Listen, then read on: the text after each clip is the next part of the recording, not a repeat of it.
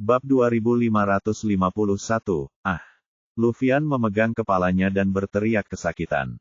Keinginannya sangat sederhana. Ia hanya ingin tinggal di Layla, bersama Elora, dan memiliki rumah serta anak-anaknya sendiri. Namun, suara lain di kepalanya berkata, kamu harus keluar. Tinggalkan Layla, taklukkan satu peradaban demi satu, melangkahlah melintasi alam semesta, dan jadilah penguasa alam semesta. Itulah yang seharusnya kamu lakukan. Benturan terus-menerus antara dua ide itu membawa Luffyan ke ambang kegilaan. Dia tidak tahu bagaimana dia harus memilih, dan untuk sesaat, dia bahkan tidak tahu siapa dirinya. Wuih, pada akhirnya, dia tidak dapat menahannya lagi. Dia pun berubah menjadi cahaya yang menyilaukan dan menghilang dalam sekejap. Saat Silvio melihat Luffyan pergi, dia merasa rileks dan khawatir di saat yang bersamaan. Meski dia aman saat ini, bahaya sebenarnya menanti di depan. Luffyan telah mencapai pangkat penguasa surgawi, jadi kekuatannya sudah tak terkalahkan, dan tak seorang pun mampu mengalahkannya. Dengan penggabungan jiwa ganda, dia bisa marah besar kapan saja, jadi tidak ada satupun tempat di Layla yang aman. Apa yang harus kulakukan sekarang? Silvio berpikir sejenak. Ia berencana untuk menilai situasi Elora sebelum membuat rencana apapun. Menekan rasa tidak nyaman di tubuhnya, dia melambaikan tangannya dan peta nebula yang rumit muncul di depannya. Ia mulai mengaduk nebula dengan cepat, menggunakan aritmatika Sui untuk membuat prediksi. Tiba-tiba, nebula itu memantul kembali dengan kekuatan sedemikian rupa sehingga mendorongnya mundur beberapa langkah. Dia telah terluka parah oleh Luffyan dan ketika dia terlempar ke belakang, dia memuntahkan seteguk darah. Apa ini? Silvio menatap peta nebula di depannya dengan ekspresi terkejut di wajahnya. Dia tidak bisa lagi mendeteksi Elora sekarang. Bagaimana ini mungkin? Dulu berhasil, kenapa sekarang tidak? Hanya ada dua kemungkinan untuk ini. Salah satu kemungkinannya adalah Elora sendiri. Kekuatannya mungkin telah melampaui Silvio dan dia mungkin telah mempelajari teknik rahasia yang setingkat dengan aritmatika Sui. Atau dia mungkin telah memperoleh artefak yang dapat menyembunyikannya. Itulah semua kemungkinan alasan mengapa dia tidak dapat dideteksi. Kemungkinan kedua adalah gangguan dari faktor eksternal. Ini jauh lebih rumit. Menurut dugaan Silvio, kemungkinan pertama tidak mungkin, jadi kemungkinan besar adalah yang kedua. Mungkin keterikatan antara Elora dan David terlalu dalam, sehingga menyebabkan dia ikut terpengaruh juga. Adapun mengapa Silvio tidak dapat menyimpulkan David, Silvio tidak dapat mengatakannya dengan pasti karena ia belum pernah bertemu dengannya. Dia menarik napas dalam-dalam beberapa kali dan mencoba menenangkan dirinya. Begitu banyak hal yang terjadi selama ini. Para Robotia dan Soul Devourers telah bekerja sama untuk melakukan serangan diam-diam. Akibatnya, Elora terpaksa meledakkan dirinya sendiri dan jiwanya memasuki The Spirit Cage untuk pemulihan. Setelah itu, ia bertemu dengan seorang pria misterius bernama David, seseorang yang bahkan tidak dapat dikenali oleh Sui Arithmetics. Setelah jiwa Elora pulih, Stark mengganggu pemulihannya, menyebabkan jiwanya rusak parah lagi, sehingga ia harus memasuki The Spirit Cage untuk pemulihan lebih lanjut. Karena Luffyan telah dengan gegabah dan paksa menggabungkan jiwa gandanya untuk menjadi seorang penguasa surgawi yang legendaris, dia telah kehilangan jati dirinya yang sebenarnya dan menjadi sumber bahaya yang dapat mengamuk kapan saja. Sui Arithmetics dulunya dianggap tak terkalahkan, tetapi gagal pada Stark dan David, membuat Silvio merasa tersesat. Ia sangat bergantung pada aritmatika Sui dan itu telah membantunya menghindari nasib buruk, dan mengubah nasib buruk menjadi baik, berkali-kali di masa lalu.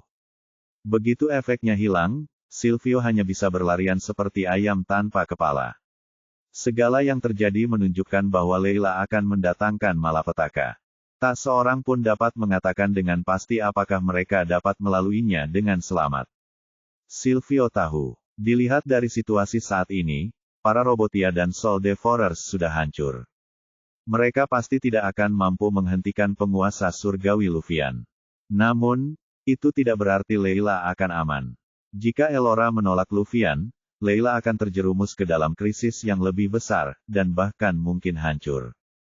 Bab 2552, bagaimana kita bisa menyelamatkan diri? Silvio tidak punya rencana bagus saat itu jadi dia tidak bisa menahan diri untuk tidak mendesah. Astaga, dia hanya bisa melangkah satu langkah dalam satu waktu. Dia harus menemukan cara untuk bertemu dengan David yang misterius ini terlebih dahulu, karena dialah faktor yang paling tidak pasti. Kemudian, dia akan memikirkan apa yang harus dilakukan selanjutnya. Hanya jika itu tidak berhasil, dia akan memberitahu Elora tentang keseriusan masalah tersebut. Sekalipun dia tidak menyukai Luffyan, Silvio berharap dia dapat membuat pilihan yang paling tepat demi keselamatan makhluk hidup yang tak terhitung jumlahnya di Layla. Lagi pula, hanya dia yang bisa mencegah Luffyan mengamuk. Akan tetapi, meskipun begitu, mereka hanya mengobati gejalanya, bukan akar penyebabnya. Luffyan terlalu berbahaya. Tidak boleh ada kesalahan sedikit pun, atau seluruh Layla akan menderita. Setelah Luffyan pergi, dia langsung meninggalkan Layla. Dia sangat perlu melampiaskan kemarahannya. Namun, rasionalitas mengatakan kepada Luffyan bahwa dia tidak dapat melakukannya di sini dan harus melakukannya di tempat lain. Jadi targetnya adalah sarang Robotia, otak ibu mereka. Ras ini tidak hanya mencoba menyerang Layla berkali-kali untuk menduduki sumber daya Layla, tetapi mereka juga melukai Elora secara serius, menyebabkan dia meledakkan diri untuk bertahan hidup. Dan Elora adalah pemicu Luffyan. Jika ada yang berani menyakiti Elora, mereka harus menanggung balas dendam Luffyan. Luffyan membenci Robotia sampai ke tulang. Dia sudah lama ingin menyingkirkan mereka. Akan tetapi, dia tidak memiliki kekuatan saat itu. Sekarang, sudah berbeda. Luffyan telah mencapai pangkat penguasa surgawi dan sudah lebih kuat dari sebagian besar peradaban level 9. Para Robotia jelas tidak memiliki penguasa surgawi. Jika tidak, mereka tidak akan gagal setelah berkali-kali mencoba menyerang Layla. Seberapa kuatkah seorang penguasa surgawi? Mereka akan dengan mudah menghancurkan peradaban level 9, tetapi mereka hanya membutuhkan waktu. Tentu saja, premisnya adalah tidak ada penguasa surgawi lain di peradaban tingkat 9 ini. Pada saat ini, robot-robot yang tak terhitung jumlahnya tengah bekerja dengan tertib di sarang para Robotia. Dari kejauhan, otak induk Robotia menyerupai otak manusia. Ia tergantung dalam kehampaan dan karena itulah ia disebut otak induk. Hanya saja ukuran otak ibu ini agak menakutkan. Itu lebih besar dari planet terbesar Layla. Ia memiliki banyak tentakel di sekelilingnya, masing-masing tebal dan panjang. Singkatnya, itu hanyalah monster alien raksasa. Robotia lainnya bahkan tidak ada apa-apanya jika dibandingkan dengan otak induknya. Siapapun yang melihat otak induk Robotia untuk pertama kalinya akan sangat tercengang. Cara ras ini bertahan hidup dan bereproduksi benar-benar berbeda dari ras hidup lain yang berkembang biak secara alami di alam semesta. Otak induk akan melahap semua jenis sumber daya dan energi di alam semesta, menciptakan Robotia yang tak terhitung jumlahnya untuk memperebutkannya. Mereka tidak memiliki tempat tinggal tetap. Ketika melahap semua yang ada di suatu peradaban, otak induk akan memindahkan tubuhnya yang besar dan melanjutkan perjalanan ke tempat lain. Lokasi di mana otak induk Robotia berada dulunya adalah peradaban tingkat 8. Akan tetapi, otak induknya hampir sepenuhnya telah habis dimakan habis. Semua sumber daya telah terkuras dan otaknya tidak lagi segemilang dan semarak seperti sebelumnya. Kehidupan yang pernah ada di sini telah lama menghilang. Dikatakan bahwa sebagian kecil saja melarikan diri ke Layla, berjuang di ambang kematian di suatu sudut. 5 penguasa yang menjaga Layla tahu tentang orang-orang yang melarikan diri ke sini tetapi diam-diam membiarkan mereka tetap tinggal di Layla. Bab 2553. Setelah Luffyan pergi, Silvio segera menghubungi Valentin dan Drogo. Kedua maharaja itu bergegas mendekat. Mereka belum tahu apapun tentang Luffyan. Jadi, mereka sedikit penasaran dengan panggilan mendadak Silvio. "Silvio, kenapa kau tiba-tiba memanggil kami?" tanya Drogo keras-keras. "Ya, Silvio, ceritakan apa yang terjadi." "Aku masih dalam tahap pemulihan," Valentin pun bertanya. Cedera yang dialaminya adalah yang paling parah. Peledakan diri Robotia LV6 bukanlah sesuatu yang sepele. Hingga kini, kondisinya belum pulih 30%. Mungkin butuh waktu lama baginya untuk pulih, bahkan dengan bantuan obat-obatan penyembuhan yang tak terhitung jumlahnya. Saat itu, Silvio sudah tenang. Tidak ada yang tahu bahwa ia baru saja mengalami pertempuran besar dan tubuhnya mengalami trauma serius. Tidak, itu bukan pertempuran besar. Itu seharusnya menjadi pelecehan sepihak. Siapapun yang menghadapi penguasa surgawi Lufian yang mengamuk akan disiksa olehnya. Dibandingkan dengan penguasa surgawi, hanya ada sedikit perbedaan antara penguasa tertinggi dan penguasa kuno. Mereka semua semut. Aku memintamu untuk datang ke sini saat ini karena ada sesuatu yang sangat penting untuk kukatakan kepadamu. Ini terkait dengan hidup dan matinya Leila. Jika kau tidak hati-hati, kau bisa kehilangan segalanya, kata Silvio serius. Dilihat dari ekspresi Silvio, Valentin dan Drogo memahami keseriusan masalah ini. Silvio, apakah Robotia dan Soul Devourer akan datang? Bajingan-bajingan itu benar-benar pandai mengatur waktu. Mereka tahu kita semua terluka, jadi mereka memilih untuk menyerang saat ini. Jangan khawatir, Silvio, meskipun aku baru pulih kurang dari 30%, aku masih bisa bertarung. Paling buruk, aku akan mengikuti contoh mereka dan meledakkan diriku sendiri hingga mati bersama bajingan-bajingan ini.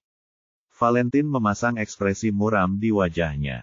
Valentin benar. Tidak ada pengecut di Leila. Bahkan jika kita mati, kita akan menyeret beberapa dari mereka bersama kita. Drogo juga menggertakkan giginya. Dia sangat marah. Keduanya menaiki pangkat Leila selangkah demi selangkah, sehingga mereka mempunyai perasaan khusus terhadap Leila. Itu adalah kampung halaman mereka dan tidak ada seorang pun yang diizinkan menghancurkannya. Ini bukan tentang Robotia dan Soul Devourers. Kedua ras itu tidak lagi menjadi ancaman bagi kita, tetapi ada krisis yang lebih besar dan itu jauh lebih besar daripada ancaman Soul Devourers. Para Devourer dan Robotias bergabung. Bahkan aku tidak bisa berbuat apa-apa, kata Silvio sambil menggelengkan kepalanya. Valentin dan Drogo saling bertukar pandang. Mereka bisa merasakan keraguan satu sama lain. Apakah ancaman Soul Devourers dan Robotias telah teratasi? Kapan ini terjadi? Bagaimana mungkin mereka tidak tahu? Ada krisis yang lebih besar daripada aliansi antara dua ras yang bermusuhan.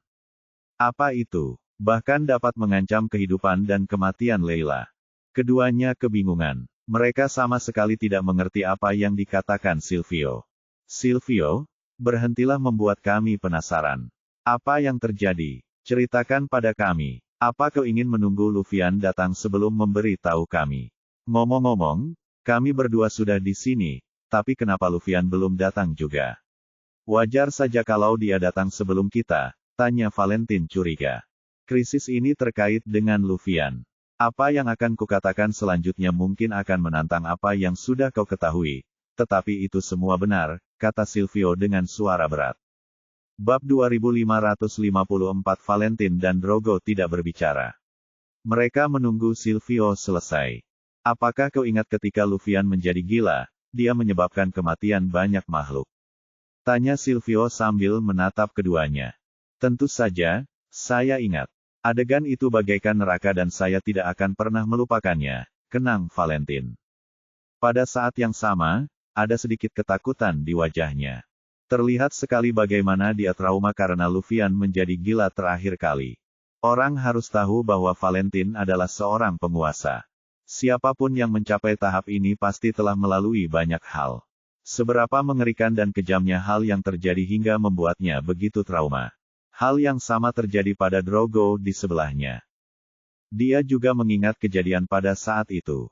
Seketika, mereka berdua tiba-tiba teringat sesuatu. Tubuh mereka bergetar saat mereka bertanya serempak, Silvio, apakah Lufian sudah gila lagi? Setelah Lufian menjadi gila, Silvio berhasil mengendalikannya. Baik Valentin maupun Drogo menyarankan agar Lufian dibasmi sepenuhnya. Pada akhirnya, Silvio berjanji bahwa Lufian tidak akan melakukan hal ini lagi, jadi mereka menepis ide tersebut dan Lufian tidak menjadi gila lagi. Sampai sekarang, apakah itu terjadi lagi? Ini lebih serius daripada menjadi gila, jawab Silvio. Segera dia mulai menjelaskan. Lufian memiliki jiwa ganda yang sangat langka di alam semesta. Yang satu merupakan kepribadian aslinya yang normal, sedangkan yang satu lagi merupakan kepribadian yang kasar dan kehilangan akal sehat. Ketika Luffy terpicu, kepribadian yang mengamuk akan muncul dan mengambil alih tubuh. Kekuatan tubuhnya akan meningkat, tetapi pada saat yang sama, ia juga akan kehilangan akal sehatnya. Ia akan membunuh dengan gila-gilaan dan menghancurkan semua yang ada di hadapannya.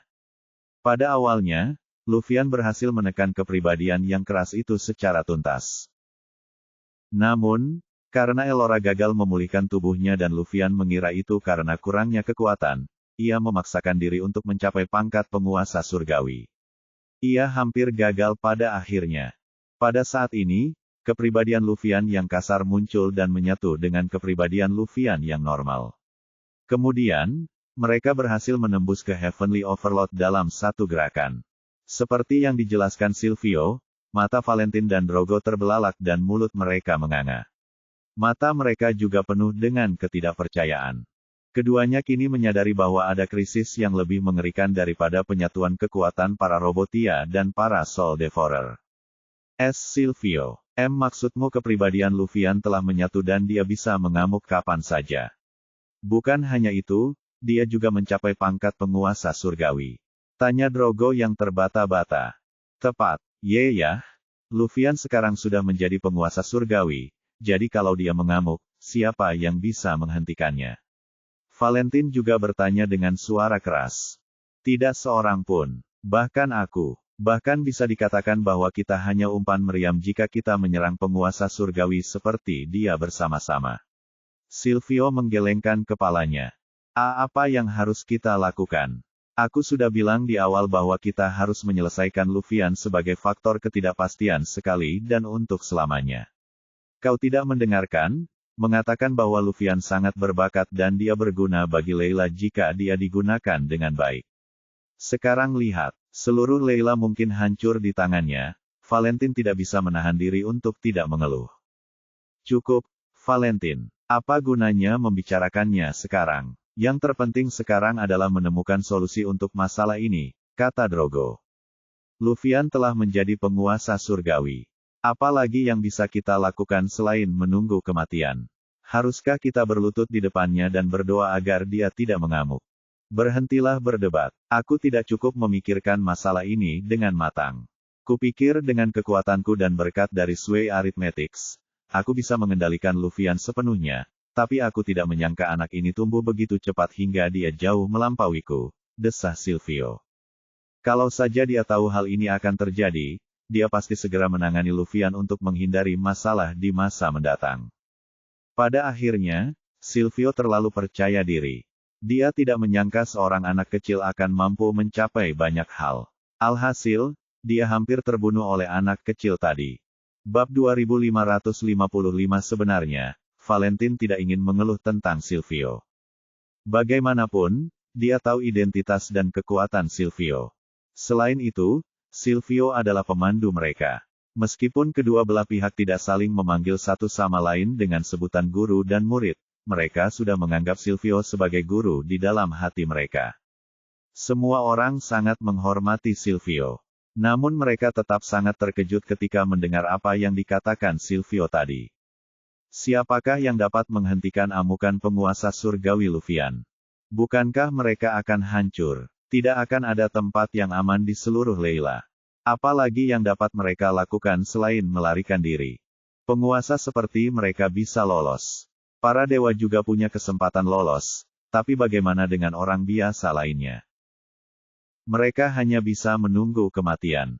Begitu mereka bertemu Luffy, mereka tidak akan mempunyai kemungkinan untuk bertahan hidup. Setelah Luffy mengamuk tahun itu, banyak makhluk punah. Itu sungguh tak tertahankan. Valentine masih memiliki ingatan mendalam tentang kejadian itu. Ia sempat kebingungan sebelum mengusulkan langkah selanjutnya. Memang benar mereka berdua menyarankan kepada Silvio untuk menyingkirkan Luffy. Pihak lain menolak mendengarkan dan ini menyebabkan konsekuensi saat ini. Jadi, mereka berbohong jika mengatakan tidak mempunyai kekhawatiran dalam hati. Silvio, apa yang harus kita lakukan sekarang? Tanya Drogo dengan cemas. Dia tahu betul apa yang akan terjadi jika seorang penguasa surgawi mengamuk. Semua orang bisa mencoba melawan Robotias dan Soul Devourers yang bekerja sama untuk menyerang Layla.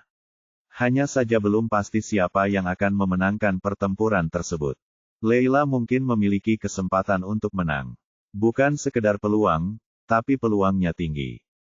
Akan tetapi, jika penguasa langit Lufian mengamuk, mereka tidak akan memiliki kemungkinan menang sama sekali.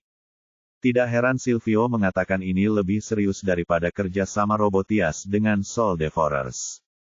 Satu-satunya orang yang bisa menarik perhatian Lufian sekarang adalah Elora. Jika dia bisa tetap berada di sisi Lufian dan mengawasinya sepanjang waktu, dia tidak akan bisa melakukan apapun padanya.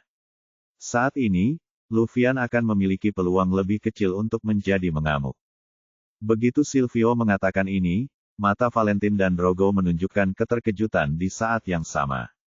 Mereka tampaknya telah meraih sedotan penyelamat dan melihat harapan untuk hidup. Benar sekali, Lufian sangat peduli pada Elora sehingga selama Elora ada di sisinya, Lufian akan selalu bisa menjaga kewarasannya. Benar sekali, Silvio, ini rencana yang bagus. Cepat bawa Elora kembali dan biarkan dia mengawasi Lufian.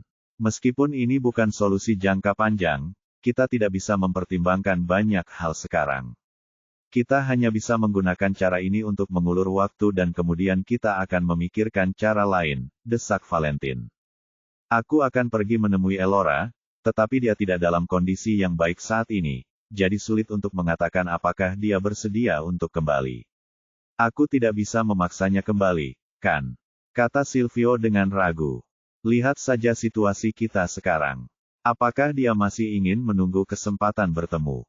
Jika dia tidak kembali, Layla akan pergi jika Lufian mengamuk.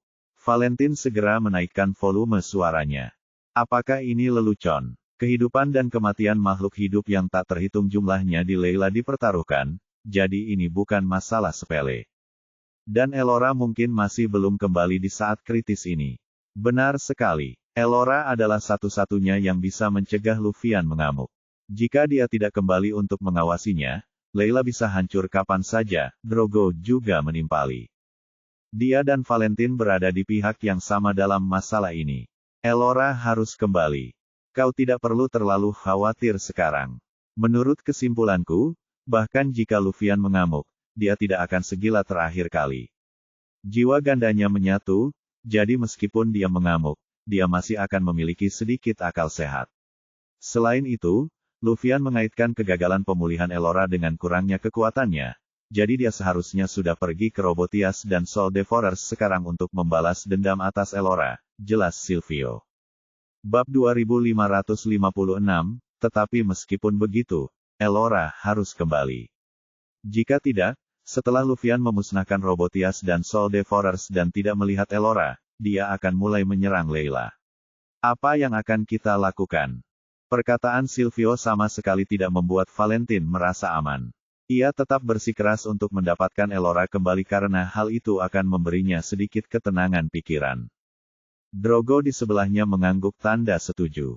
Lufian akan bisa melampiaskan amarah di hatinya setelah dia menghabisi para Robotia dan Soul Devourer, dan dia akan pulih untuk sementara. Kenapa kamu tidak berhenti memulihkan diri dalam pengasingan? Ini mendesak jadi kamu harus memanggil orang-orang di bawah dan memberitahu mereka untuk bersiap. Meskipun mungkin tidak ada gunanya, itu lebih baik daripada tidak melakukan apapun. Aku akan menemui Elora. Baiklah, Silvio, kau harus membawa Elora kembali karena ini terkait dengan keselamatan Layla, kata Valentin. Aku tahu, aku akan berusaha sebaik mungkin. Silvio tidak memberikan janji apapun karena ada variabel lain dalam masalah ini, yaitu David. Stark sangat kuat namun metodenya yang tak diketahui hanya dapat lolos dari perhitungan Sway Arithmetics. Akan tetapi, David dapat menangkal orang yang menganalisisnya, dan bahkan ketika Silvio mencoba melakukan hal yang sama untuk Elora, ia juga mendapat serangan balasan. Silvio harus memperhatikan orang seperti itu. Sejak Silvio memperoleh 2 aritmatika dari zaman kuno, ia telah menghitung banyak orang dan kejadian. Ia bahkan telah mengubah awal yang buruk menjadi hal yang baik dan mencegah bencana. Satu-satunya orang yang dapat membuatnya menderita serangan balasan adalah David. Dia hanya bisa memutuskan apa yang harus dilakukan setelah bertemu Elora dan David. Bagaimana jika variabel David dapat menekan Luffyan? Siapa yang tahu? Segala sesuatu di alam semesta ini saling menghasilkan dan menahan satu sama lain.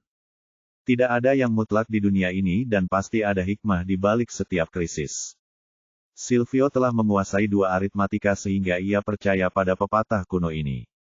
Silvio punya alasan untuk percaya bahwa David yang bervariasi mungkin adalah penyelamat Layla. Akan lebih baik jika Luffyan disingkirkan sepenuhnya. Sekalipun Elora tetap di sisinya sepanjang waktu, itu bukanlah solusi jangka panjang, dan tidak ada jaminan bahwa Luffyan tidak akan mengamuk di masa mendatang. Jika bahkan Elora tidak dapat mengendalikan Luffyan, itu akan menjadi bencana nyata bagi Layla. Untuk saat ini masih baik-baik saja.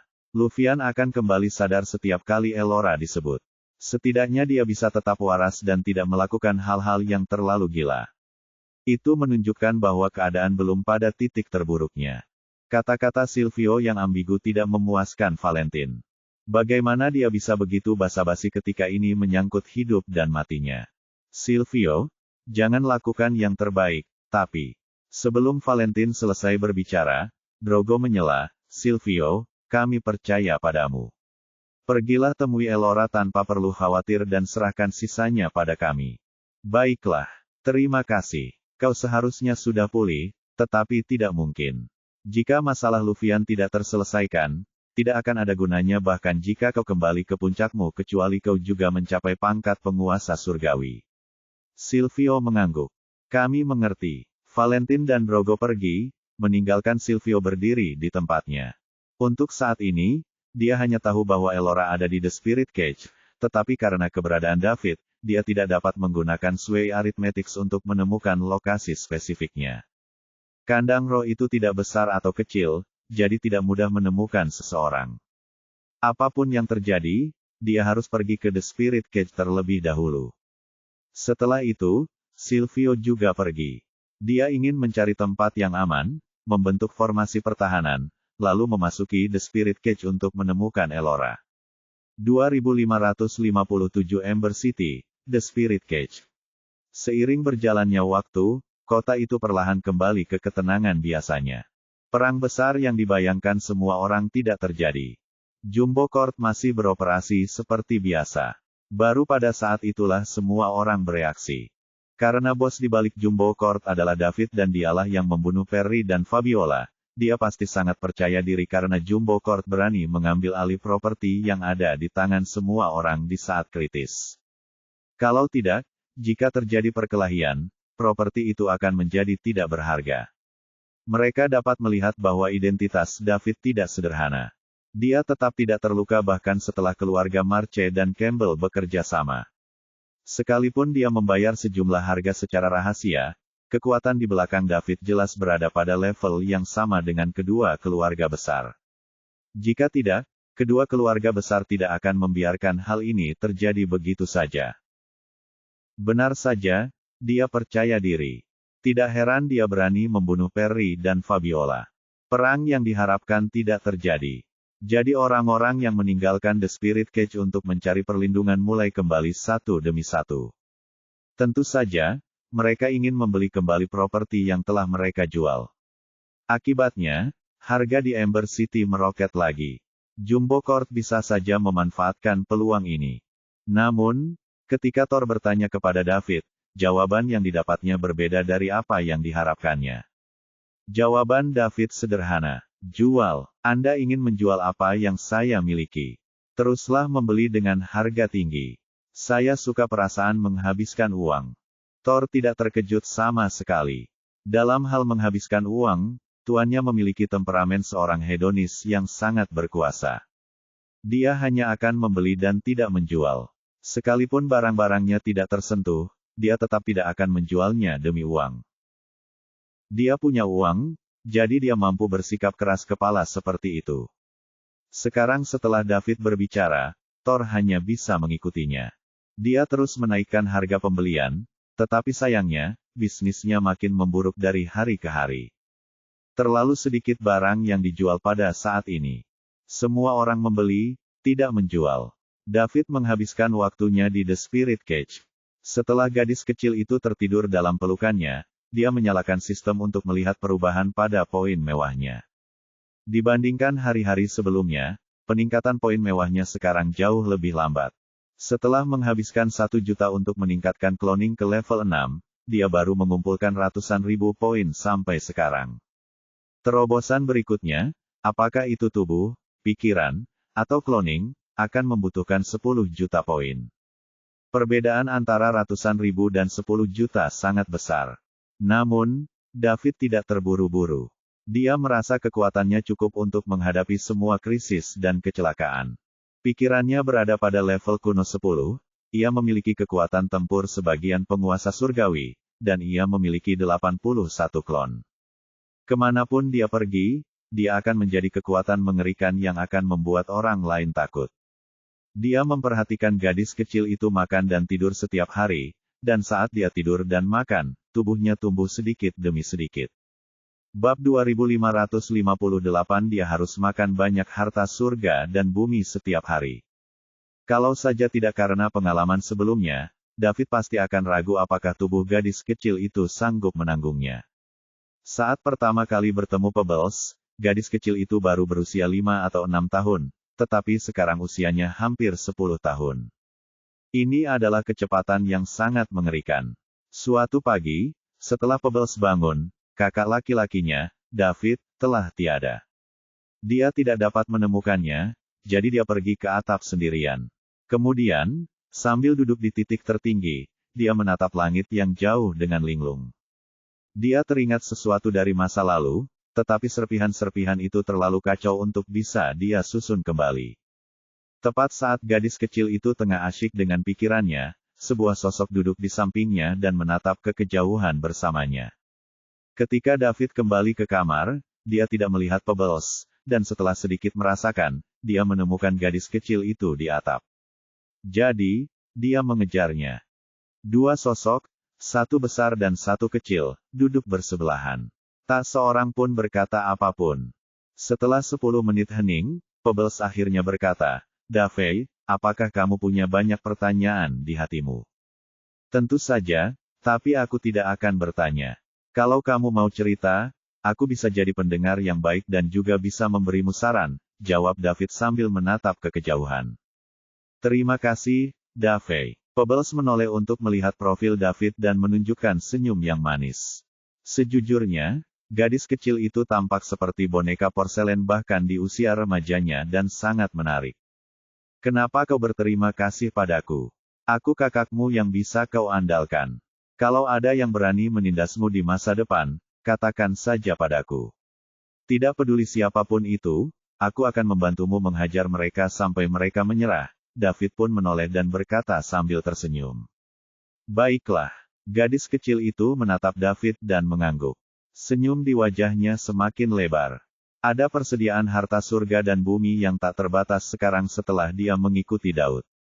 Selain itu, bergantung pada tubuh David sepanjang waktu dan menghirup aroma David membantunya tumbuh dewasa dan mengingat banyak hal. Akan tetapi, itu hanyalah kepingan kenangan.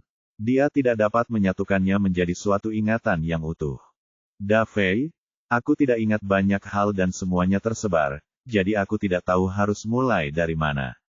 Aku akan menceritakan semuanya kepadamu setelah aku mengingatnya. Aku jamin aku tidak akan pergi tanpa mengucapkan selamat tinggal kali ini, kata gadis kecil itu dengan serius. Begitu dia menyebutkan hal ini, David langsung menjadi tidak senang. Dia berpikir dalam hatinya, baiklah, karena dia ingat, aku akan menegurnya. Kemudian, senyum di wajahnya menghilang, menampakkan ekspresi serius. Dia melotot ke arah gadis kecil itu, dan berkata dengan marah, kau ingat bahwa kau pergi tanpa pamit terakhir kali, ya? Aku belum berurusan denganmu. Kau tidak mengatakan apapun dan hanya meninggalkan catatan sebelum menghilang. Aku bahkan tidak tahu kemana kau pergi dan kau bahkan tidak meninggalkan informasi kontak apapun. Apa yang kau coba lakukan? Apakah kau mencoba memutuskan hubungan denganku? Memutus semua kontak denganku. Jadi, apakah aku memanjakanmu dengan sia-sia? Melihat David begitu marah, gadis kecil itu pun ikut panik. Ini pertama kalinya dia melihat David marah. Dia cemberut dan hampir menangis. Davey, maafkan aku. Aku salah. Aku seharusnya tidak pergi tanpa berpamitan dan tidak meninggalkan informasi kontak apapun. Aku tidak tahu apa yang kupikirkan saat itu. Aku lupa dan sekarang aku benar-benar membenci diriku sendiri atas apa yang kulakukan saat itu. Gadis kecil itu menjawab dengan ekspresi minta maaf di wajahnya. Awalnya David ingin mengkritiknya agar dia mengingatnya. Pada akhirnya, ketika dia melihat gadis kecil itu hendak menangis, hatinya pun melunak. Ya ampun, dia tidak menangis, dan hatinya sudah hampir meleleh. Apa yang akan terjadi jika dia menangis? Kelemah lembutan selalu menjadi kelemahannya dan David tahu ini. Terutama saat ia berhadapan dengan seorang wanita. Ia tidak tega menyakiti wanita itu, apalagi seorang remaja yang sangat menggemaskan. David segera mengulurkan tangan untuk menarik Pebbles ke dalam pelukannya. Kemudian, ia menghibur, baiklah, aku tidak menyalahkanmu. Jangan lakukan ini lagi di masa mendatang. Kalau tidak, aku akan sedih. Baiklah, Davey, aku ingat. Aku tidak akan melakukan kesalahan yang sama lagi. Aku akan membicarakan semuanya denganmu di masa mendatang. Begitulah adanya. Gadis baik. Bab 2559. Setelah Silvio mengatur formasi pertahanan, jiwanya segera memasuki The Spirit Cage. Saat suatu jiwa mencapai alam penguasa, ia dapat keluar masuk sangkar roh sesuka hatinya tanpa batasan. Sebagai orang yang paling lama hidup dan paling berpengetahuan bagi Leila, Silvio sangat mengenal The Spirit Cage. Faktanya, Spirit Cage bukanlah dunia virtual, melainkan senjata kekacauan purba. Bagian dalam senjata itu merupakan dunianya sendiri, hanya jiwa yang dapat memasukinya untuk meningkatkan kekuatan jiwanya dengan cepat. Spirit Cage sangat berguna bagi mereka yang tidak cukup kuat. Akan tetapi, bagi makhluk yang kekuatannya telah mencapai tingkat tertentu, The Spirit Cage hanya memiliki efek yang sangat terbatas. Jadi, The Spirit Cage adalah tempat bagi anak muda untuk berlatih dan membangun fondasi mereka. Dengan meletakkan fondasinya dengan baik, mereka akan dapat berlayar mulus di jalan kultivasinya di masa mendatang dan terhindar dari banyak kesalahan. Kekuatan lain yang lebih besar juga memiliki kemampuan di The Spirit Cage. Mereka akan mengirim keturunan langsung keluarga mereka ke The Spirit Cage ketika mereka mencapai usia tertentu. Pertama, tujuannya adalah untuk meningkatkan kekuatan jiwa mereka dan meletakkan fondasi yang kokoh bagi masa depan. Kedua, juga untuk memberikan kesempatan kepada anak-anak muda untuk berlatih dan mengumpulkan pengalaman. Spirit Cage sudah ada sejak lama. Menurut catatan buku-buku kuno, seseorang yang telah mencapai alam di luar Overlord melewati Leila dan melihat bahwa makhluk-makhluk Leila hanya melatih tubuh mereka tetapi tidak jiwa mereka. Oleh karena itu, mereka hampir tidak akan mencapai kesuksesan di masa depan. Jadi, mereka meninggalkan senjata kekacauan purba di The Spirit Cage. Mereka juga membawa dan menyebarkan banyak peralatan di setiap sudut Leila. Awalnya, siapapun dapat menemukannya. Seiring berjalannya waktu, semua orang tahu manfaat memasuki The Spirit Cage, jadi peralatan ini dirampok atau dibeli. Secara bertahap, semuanya dikumpulkan oleh pasukan besar, yang mengarah ke situasi saat ini. Sebagian besar perlengkapan yang masuk ke The Spirit Cage dikendalikan oleh kekuatan besar. Hasilnya ialah yang kuat akan makin kuat, dan yang lemah akan makin lemah. Keturunan langsung dari kekuatan besar memiliki sumber daya dan peluang yang unik, sehingga kekuatan mereka jauh lebih tinggi daripada orang biasa. Ini adalah skenario yang tidak dapat dihindari, dan akan sama saja dimanapun seseorang berada. Baik sumber daya maupun kekayaan berada di tangan segelintir orang. Adapun di mana wujud utama The Spirit Cage berada, tidak seorang pun tahu. Silvio juga mencoba menyimpulkan menggunakan Sway Arithmetics. Tepat saat dia hendak memulai, tubuhnya bergetar tanpa disadari. Bukan hanya tubuhnya yang gemetar, tetapi jiwanya juga. Pada saat itu, Silvio langsung menghentikan apa yang sedang dilakukannya. Dia tahu reaksi tubuhnya tidaklah tidak berdasar. Itu pastinya suatu pertanda. Jadi, dia menghentikan kesimpulannya. Jika tidak, mungkin akan terjadi bencana. Sejak saat itu, Silvio tidak pernah punya ide lagi tentang The Spirit Cage. Bagaimanapun, ini adalah senjata yang ditinggalkan oleh seseorang yang memiliki kekuatan melampaui alam penguasa. Dia tidak tahu apakah catatan dalam buku-buku kuno itu benar atau salah, tetapi merasa bahwa lebih baik mempercayai bahwa itu benar, daripada tidak mempercayainya. Jadi, lebih baik berhati-hati. Jika dia salah langkah, konsekuensinya akan sangat serius. Dia tidak akan tahu apakah dia akan menghadapi kematian jika dia berani menyelidiki sesuatu yang diciptakan oleh seseorang di luar alam penguasa. Sejak era Layla yang tak terhitung jumlahnya, The Spirit Cage telah membantu Layla menumbuhkan banyak demi banyak pembangkit tenaga listrik. Tanpa berlebihan apapun, tanpa The Spirit Cage, mustahil bagi Layla untuk memiliki Overlord. Mungkin bahkan bukan sebagian dari Overlord. Oleh karena itu, dapat dilihat betapa pentingnya The Spirit Cage bagi makhluk hidup Layla. Bab 2560. 2560. Oleh karena itu, hampir semua kekuatan akan mengirim orang-orangnya ke The Spirit Cage untuk pengembangan. Mereka yang bertugas sebagai kepala pasukan di The Spirit Cage memiliki status yang sangat tinggi di keluarga mereka. Beberapa di antaranya adalah orang kedua setelah kepala keluarga. Spirit Cage telah menjadi dunia terbesar di samping Layla. Banyak sekali anak muda yang berebut untuk masuk. Mereka ingin mendapatkan pengalaman, meningkatkan jiwa dan raga, serta membangun fondasi untuk masa depan mereka. Akan tetapi, perlengkapan yang ditinggalkan oleh Yang Maha Kuasa sudah lama rusak, sehingga orang-orang yang masuk ke dalam sangkar roh hari ini jauh lebih parah dibanding mereka yang masuk di awal. Kecuali Overlord, tidak seorang pun dapat masuk tanpa bantuan perlengkapan. Terus terang saja, The Spirit Cage merupakan sesuatu yang ditinggalkan oleh Yang Maha Kuasa yang mengasihani Layla. Setelah memasuki The Spirit Cage, Silvio muncul di sebuah hutan lebat. Ia dikelilingi oleh pepohonan setinggi ratusan kilometer, dan ini memberitahu Silvio bahwa ia berada di hutan tua dengan kehadiran manusia yang langka. Tepat saat Silvio hendak terbang ke udara untuk menentukan arahnya, dia merasakan sesuatu mengencang di sekujur tubuhnya. Kemudian, tubuhnya meninggalkan tanah dan terangkat ke udara dengan cepat. Ia berhenti di tengah-tengah pepohonan di sekitarnya beberapa ratus meter jauhnya dan berubah arah menuju sebuah lubang di pohon besar. Begitu dia memasuki lubang pohon, dia mendapati dirinya berada di dalam aula yang luas. Silvio merasakan cengkeraman di sekujur tubuhnya mengendur, dan dia terlempar ke sudut. Dia melihat beberapa serangga seukuran manusia, semuanya menyeringai padanya dengan air liur berwarna hijau mengalir dari sudut mulut mereka. Mereka tampak menganggapnya sebagai makanan. Serangga ini memiliki 4 pasang capit dan 3 pasang sayap di punggungnya.